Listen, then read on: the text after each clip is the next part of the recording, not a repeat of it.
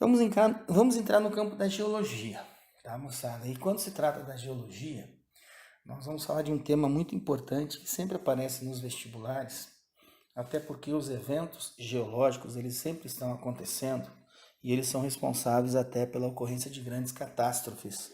São chamadas de catástrofes naturais, mas elas apresentam, além de grande destruição, elas podem provocar um número significativo de vítimas. E nós não temos controle nenhum sobre esses eventos geológicos. Então a geologia trabalha exatamente com a ocorrência desses eventos, a geologia trabalha com o passado da Terra, conhecendo todo o processo e buscando informações sobre o processo de evolução do nosso planeta, tá? Isso nos diferentes momentos. É importante lembrar que a Terra, ela está representada, ela é formada na realidade por 4 esferas. A litosfera, que é a nossa esfera sólida, chamamos também de crosta, né? Crosta terrestre. A atmosfera, que é a nossa esfera gasosa. A hidrosfera, que é a nossa esfera líquida. E a integração entre elas deu origem à 4ª esfera, que é a nossa biosfera, a esfera da vida. Mas para a formação de todas essas esferas foi um longo tempo geológico. A idade da Terra é calculada em aproximadamente 5 bilhões de anos, moçada. É muito tempo. Precisos 4,7 bilhões aproximadamente. E durante todo esse tempo a Terra veio passando por muita mudança. Então nós temos uma evolução geológica. Essa evolução geológica, ela representa um tempo, né, que você projeta, como eu já disse, para centenas, milhares, bilhares de anos, certo? Existe uma evolução biológica, trabalha-se muito isso dentro da biologia, e a partir do momento que nós surgimos aqui, nós temos então uma evolução social, certo? E como conhecer todo esse tempo, todo esse passado da Terra? Aí entram, né, os profissionais da área, geólogos, arqueólogos, paleontólogos, antropólogos, nomes pesados e impressão que se tem que são pesquisadores, né, pessoas velhas, trancadas em salas cheias de livro, fedendo mofo, tentando fuçar no passado. Não, não é bem por aí não. Os caras trabalham pra caramba, tá? Se sujam, carregam pedra, quebram pedra, pincelam osso, faz isso e aquilo, porque buscam indícios e provas do que aconteceu no passado da Terra. É um trabalho bem complicado, é um gigantesco quebra-cabeças que vem sendo montado. Às vezes um pedacinho de osso ou um esqueleto pode mudar o rumo da história, pode mudar o rumo do conhecimento científico. Porém, vamos entender, é muito tempo, né? Nós não vivemos tanto tempo assim, quase 5 bilhões de anos. E há quanto tempo nós estamos aqui? Tem todo esse contexto. O que você vê nessa tela é, na realidade, uma representação de todo esse tempo geológico, desses quase 5 bilhões de anos. Essa tela que você vê, você está observando aí a escala, chamada escala geológica do tempo. Essa escala tem toda essa nomenclatura e é o beabá dentro da geologia, tá? Para você ter a noção de tempo, para você ter a noção de espaço, de localização no contexto histórico geológico, certo? Como eu disse, são quase 5 bilhões de anos, né, moçada? E a Terra não foi sempre a mesma. Ela foi evoluindo. Essas esferas que eu lembrei agora há pouco, elas foram se formando. E o processo de formação delas ocorreu em situações extremamente muito específicas.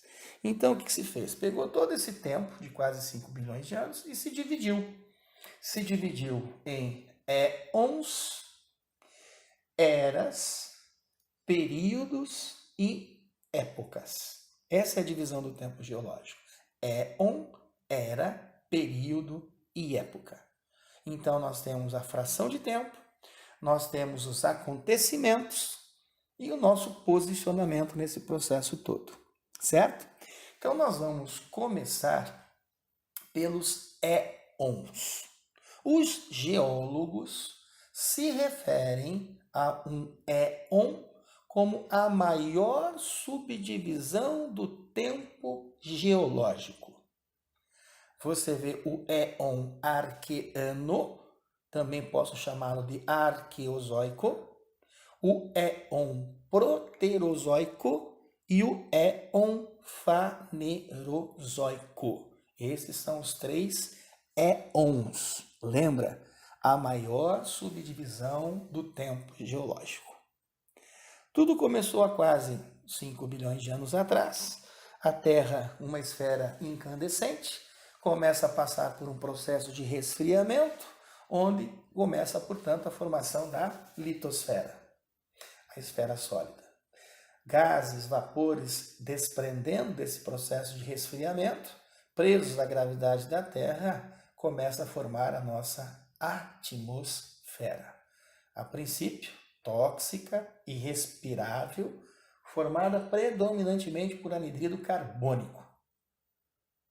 Essa atmosfera também começa a resfriar e o processo de resfriamento gera condensação. Quando a superfície toda resfriou, a atmosfera também resfria. E nesse processo de resfriamento, como a condensação ocorre, chove. Muita chuva durante muito tempo.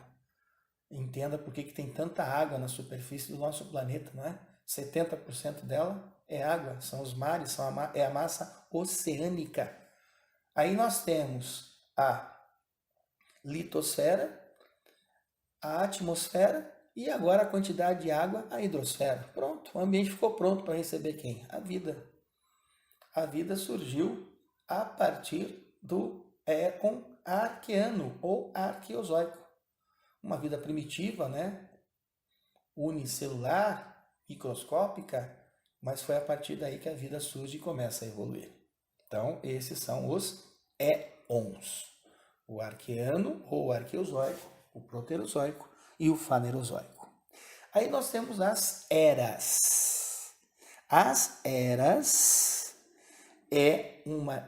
são uma era é a divisão de um éon. Era é a divisão de um éon. Então, nós temos o fanerozoico dividido nessas 3 eras: paleozoica, mesozoica e cenozoica. Paleo, antigo; meso, meio, intermediário; ceno, atual. O sufixo zoica, vida. Então, são as 3 grandes eras. A partir daí, nós temos os períodos. O período é uma divisão da era. Então, nós temos, para a era paleozoica, nós temos os períodos cambriano, ordoviciano, siluriano, devoniano, carbonífero e permiano, o famoso COS-DKP.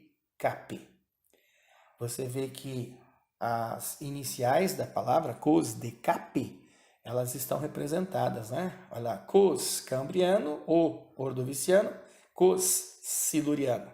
Depois, D devoniano, K carbonífero, P permiano. O paleozoico inferior e o superior. Essa foi uma era de muita mudança, muita evolução em relação à vida, que até então estava só na água, já passa a ocupar, né? Na água passa a ocupar o ar e a terra, os 3 elementos, portanto.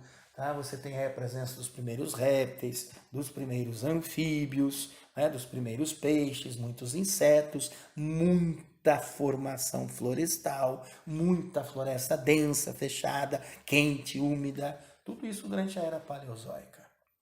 Lá no proterozoico, já voltando um pouco, no proterozoico nós temos no éon proterozoico, um destaque muito importante. Foi lá no proterozoico que formou as jazidas de minerais metálicos. Veja bem, lá no proterozoico, no éon proterozoico, coisa que nós exploramos hoje, né? Os minerais metálicos são fundamentais no extrativismo mineral até para o setor industrial. Olha bem quando eles se formaram, certo? Na era paleozoica, nós já temos formação de alguns combustíveis fósseis, como, por exemplo, o carvão. Olha o período carbonífero. O carvão tornou-se a primeira fonte de combustível fóssil utilizado no processo industrial, principalmente, lembra da primeira revolução industrial, né? Então, tá aí os períodos da era paleozoica. Daí nós temos os períodos da era mesozoica, Triássico, Jurássico e Cretáceo. Tá? O famoso TJC. Chama a atenção de vocês, com certeza, o Jurássico, né? Porque lembra Jurassic Park, Parque dos Dinossauros. Realmente esse foi o período em que os dinossauros predominaram, certo? E ficaram muito pouco tempo, mesmo que fossem, né, répteis de grande porte, mas simplesmente desapareceram na mesma era que surgiram. É porque a era mesozoica ela foi marcada por uma intensa atividade sísmica, vulcânica, tectônica. Nós tivemos eventos siderais, bólidos que caíram lá no espaço, aqui na superfície da Terra, e houve uma destruição, houve uma mudança significativa dos ambientes naturais. Muitas espécies não sobreviveram a essas mudanças. Calcula-se que 75% da vida na Terra se extingue, entre elas os dinossauros. E a partir daí o processo de evolução, né? A vida segue, a vida continua, é a evolução da vida principalmente. Mas você percebeu que o homem nem surgiu por enquanto, né? Nem sinal dele. Aí nós entramos na era Cenozoica, onde você tem os períodos terciário e quaternário.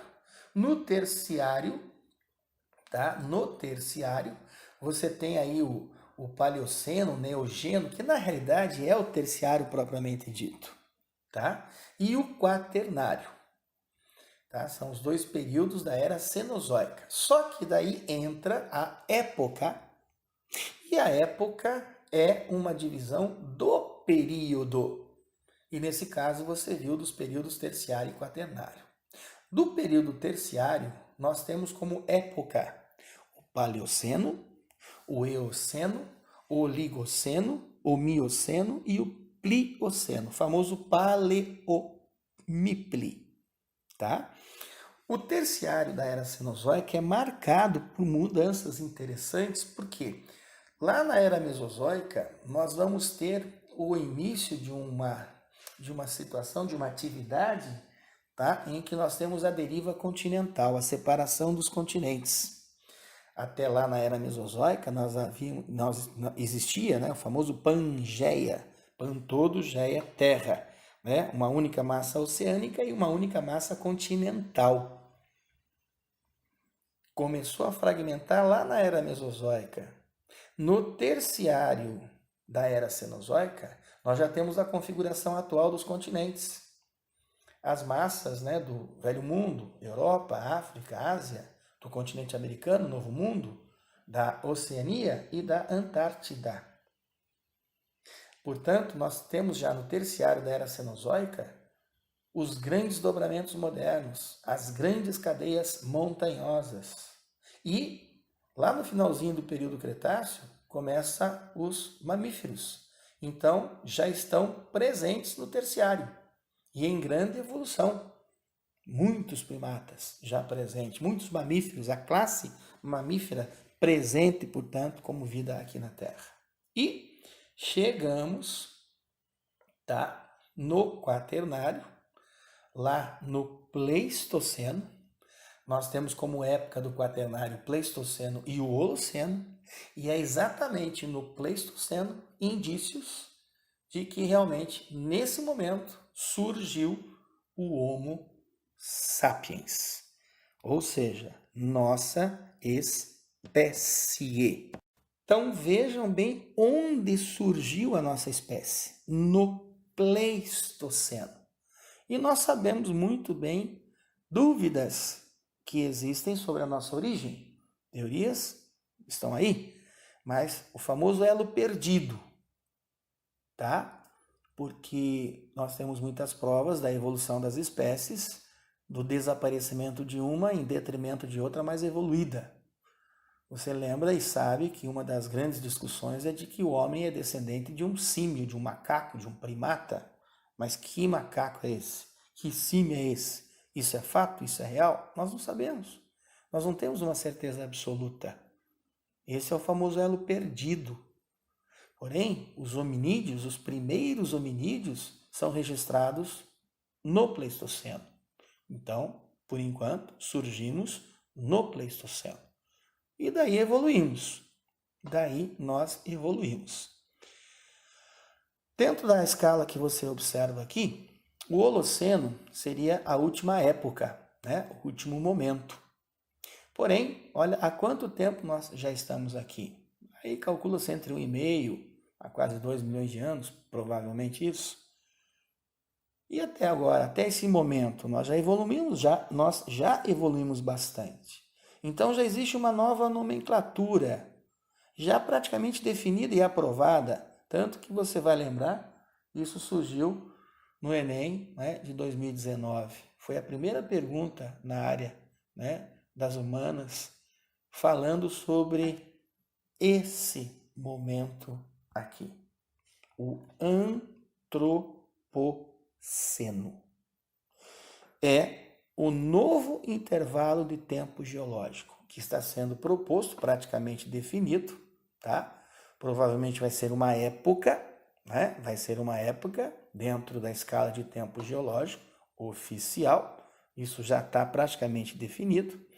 Antropoceno é definido, portanto, como a influência humana na Terra, né? Então, onde nós, seres humanos, nos tornamos uma força geológica a moldar a paisagem, isso é fato, porque nós somos agentes externos. Nós conseguimos fazer modelado de paisagem no mundo inteiro. E isso representa o quê? Uma evolução do nosso planeta. Então, nós estamos representando esse intervalo de tempo já. Como eu disse, provavelmente vai ser uma época. Então, esse é o nosso momento atual. Antropo, esse prefixo, sempre ele vai identificar, tá? O ser humano, ou seja, a nossa espécie. Então, que isso fique, né, bem claro aí para a moçada. Mas vamos lá, já que nós falamos em estrutura, né, da Terra, já que nós falamos aí praticamente em litosfera, a esfera sólida da Terra, antes de conhecermos, né, a estrutura da Terra, vamos falar um pouquinho a respeito das rochas. Por quê? Porque tratando-se da única camada sólida, chamada de litosfera, essa camada ela é formada predominantemente pelas rochas, né? A nossa popular pedra. Só que nunca fale pedra para um geólogo, ele não admite. A não ser que você faça o complemento, pedra preciosa. Aí tudo bem. Se não, o termo correto é rocha. E o que é rocha? A rocha é um agregado natural de 2 ou mais minerais, ou ela pode ser apenas um mineral consolidado. Então, quando eu usei a palavra mineral, já estou definindo que a rocha é um agregado de mineral. E o que eu entendo por mineral? O mineral é um composto químico inorgânico, tá? Então não há presença de carbono na sua estrutura, tá? Então um composto químico inorgânico com uma composição química conhecida, definida, ou seja, identificada, certo? Isso é mineral. Não existe mineral orgânico? Existe. Claro que existe mineral orgânico. São poucos. Podemos enumerar o petróleo, o gás natural, o xisto, o carvão mineral e o calcário. São 5 exemplos que eu usei aqui para vocês. Minerais orgânicos, tá? Minerais orgânicos, tá? Por esse motivo, portanto, tá? Mas entenda. Portanto, então as rochas representam esse agregado aí de 2 ou mais minerais, ou até mesmo um mineral consolidado. Mas as rochas, elas se diferenciam pela textura, se diferenciam pela cor, se diferenciam pela composição, é claro, evidente, pelo grau de dureza, né, pela porosidade. E por que elas se diferenciam? Porque existe, claro, uma origem diferente no processo de formação de cada rocha. Então, o que nós vamos conhecer é uma classificação das rochas de acordo exatamente com a sua origem. Então, nós começamos aqui pelas rochas magmáticas ou ígneas. As rochas magmáticas, o nome já diz, magmática, ela surge pelo resfriamento do magma, que é o substrato pastoso, né, incandescente, que forma a estrutura interna da Terra. Popularmente, né, é a lava do vulcão, é aquele material que o vulcão lança para a superfície. Então, esse material, quando resfria, ele vira rocha. Chamamos de rocha magmática ou ígnea. Mas isso pode acontecer de duas maneiras. O magma, ele pode resfriar dentro da litosfera, dentro dela. Quando isso acontece dentro da litosfera, a rocha magmática, ela vai ser chamada de intrusiva, também chamada de rocha plutônica. Você está vendo aqui amostras de granito. O granito é uma pedra ornamental que todo mundo conhece, né? É usado em piso, bancada, fachada, é uma pedra ornamental, tem valor econômico. Antigamente, o granito era usado em calçamento de rua, né? Naquelas pedras retangulares chamadas de paralelepípedos. Cidades antigas tinham as principais ruas que eram calçadas, se usava o granito como calçamento. Hoje é uma pedra ornamental que tem valor de mercado, mas é uma rocha magmática intrusiva. O granito, no seu estado bruto, ele é bastante granuloso, né? Uma superfície áspera, mas é uma rocha dura, resistente, impermeável, então não tem porosidade, a água não passa, então sendo uma rocha resistente usada para impacto, né? Como é o caso da utilização atualmente. Mas é uma rocha magmática, tá? Intrusiva, também chamada de plutônica. Quando o magma resfria na superfície, o resfriamento, claro que acaba sendo mais rápido, nós vamos ter uma rocha magmática extrusiva, chamada também de rocha vulcânica ou efusiva. O resfriamento acontece na superfície, aí ele é mais rápido, então há um escurecimento rápido do magma e a rocha vulcânica ela é escura. Como você vê nas amostras aqui, são amostras de basalto. É uma rocha magmática, um material magmático, tá?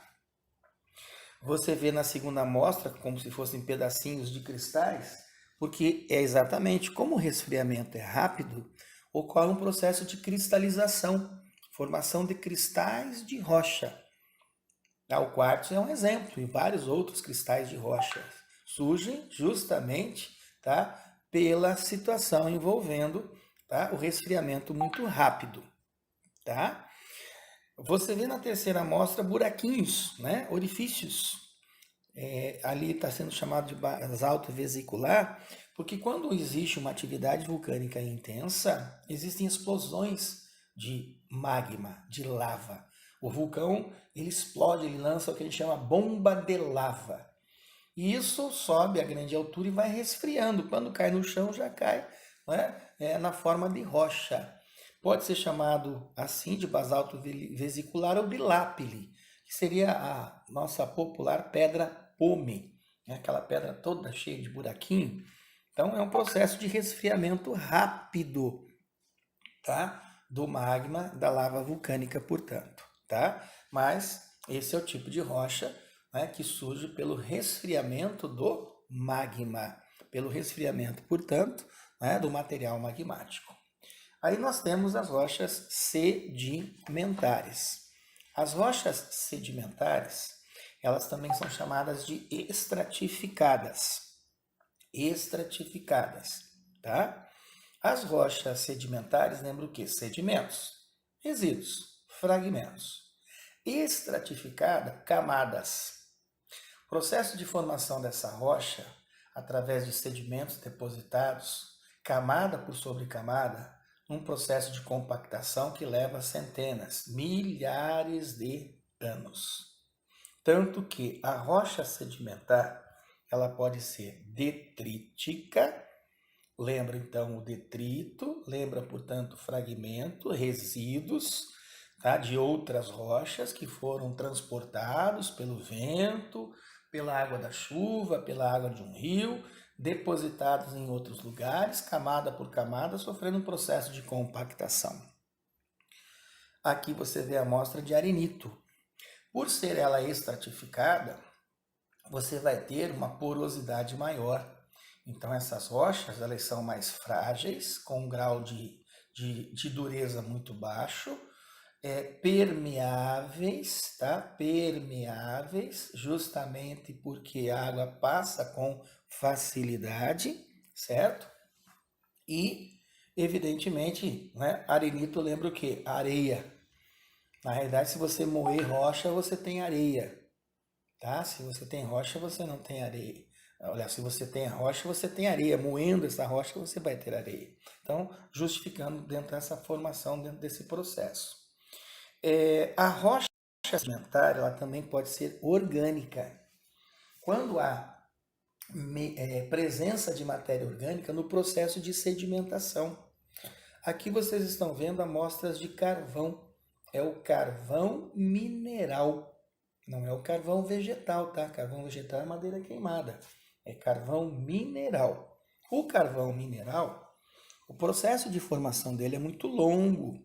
Ele tem estágios, ele tem fases. A formação dele sempre em profundidade, porque a formação do carvão ocorreu em ambientes de pântano, de banhado, de alagadiços, onde você tem água e onde você tem vegetação.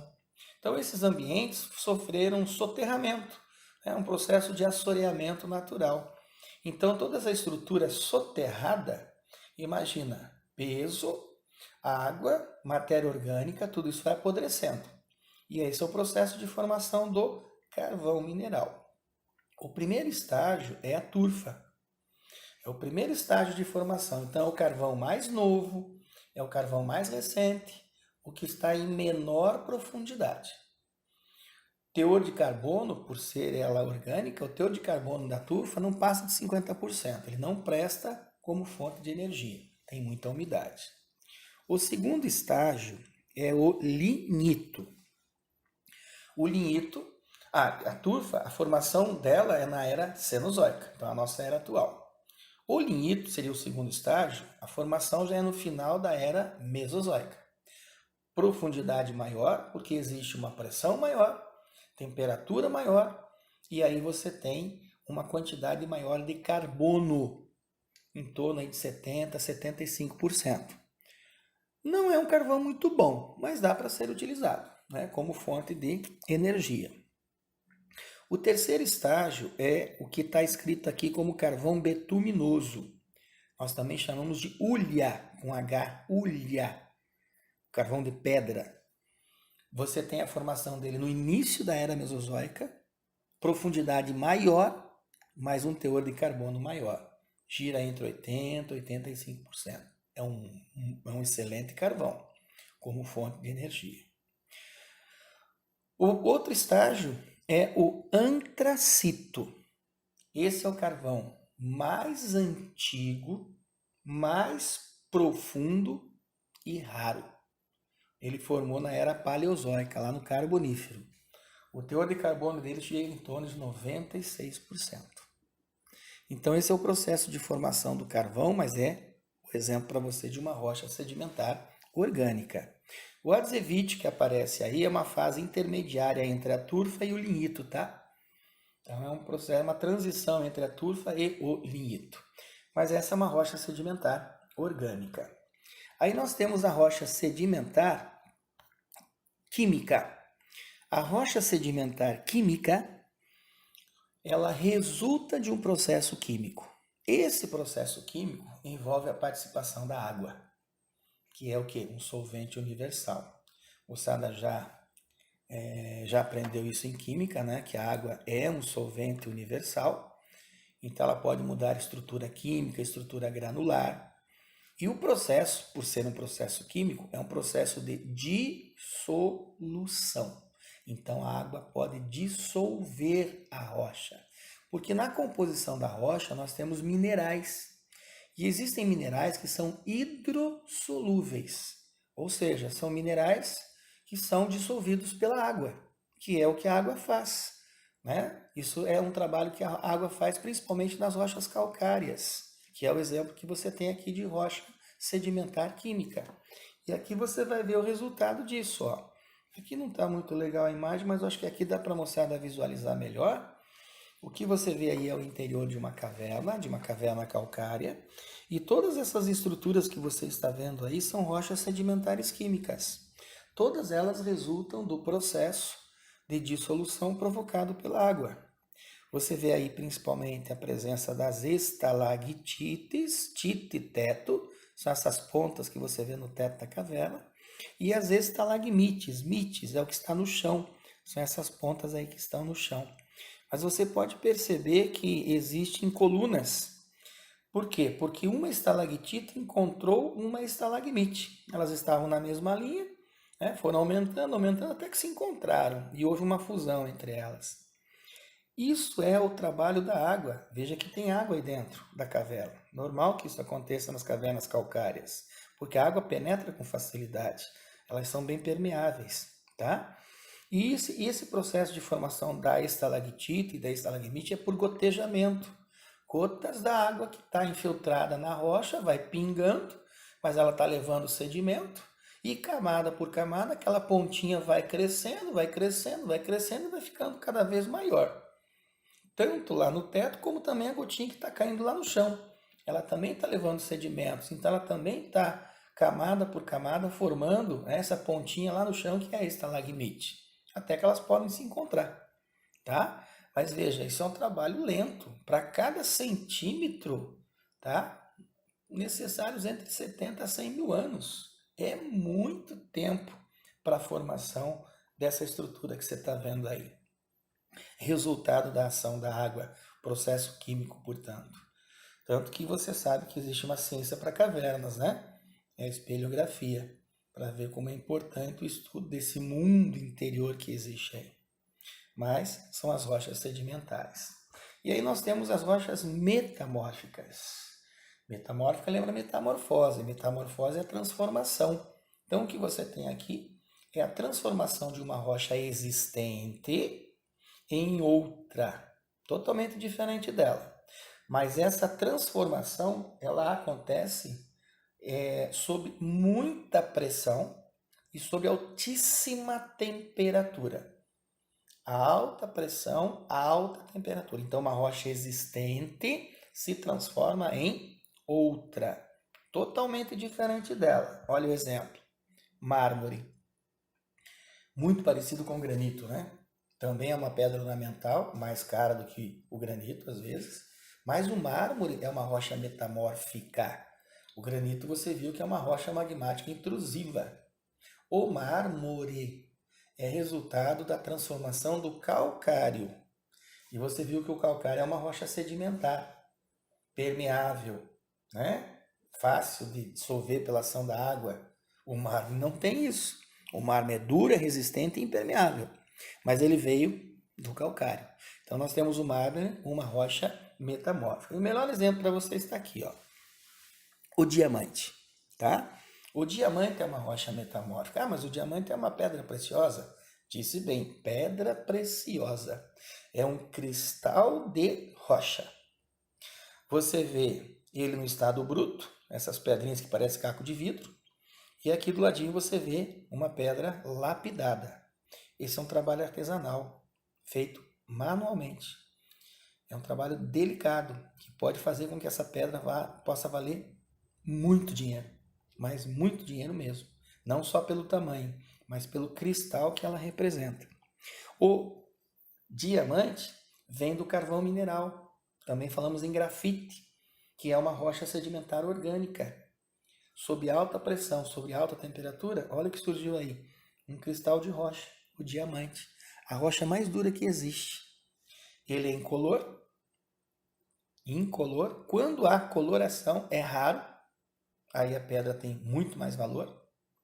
Não existe diamante igual. Eles são todos diferentes. Não é pelo tamanho, pelo cristal que eles representam. Mas, como eu disse, é uma rocha metamórfica. Hoje nós conseguimos produzir diamante industrial, tá, moçada? A produção industrial é para obtenção de ferramentas de corte, né? Porque como o diamante ele é a rocha mais dura que existe, ele corta, ele risca todas as outras rochas, certo? Mas tá aí para que você entenda, as rochas são diferentes e essa classificação existe porque nós temos, né, uma origem diferente para cada uma delas. E toda a litosfera vai estar composta por essas rochas, entre magmáticas, sedimentares e metamórficas. Ok?